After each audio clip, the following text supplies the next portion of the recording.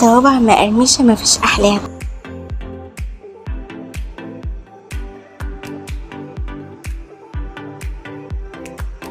ورحمة الله وبركاته. النهاردة بقى طريقة عمل البطاطس على الطريقة العراقية مقرمشة وجميلة.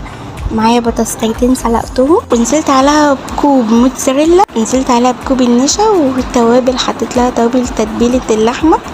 وبعد كده هعجنها كويس قوي، هرستها كده اهو زي ما بالمنظر اللي انتوا شايفينه ده، زي كده اهو بالظبط كده. وبس كده، وهنحطها في كيس علشان نطبقها كده اهو تبقى بالمنظر ده، وهنقطعها وهي في الكيس.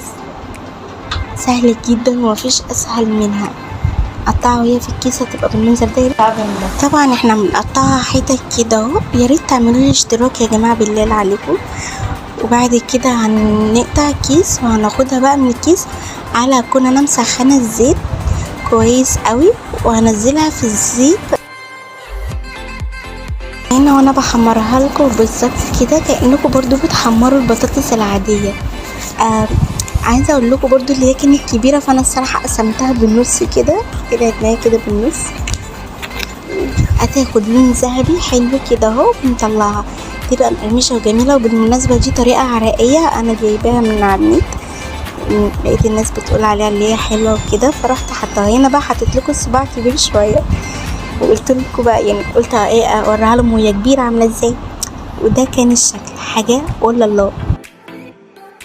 هنا بقى انا دقتها الصراحه ما كنتش متخيله بالجمال ده. الجبنه الموتزاريلا مع البطاطس يعني حاجه جميله قوي قوي قوي، غير انها مقرمشه. هنا انا حطيت عليها كاتشب، ينفع تتاكل مع الكاتشب مع المايونيز مع اي حاجه.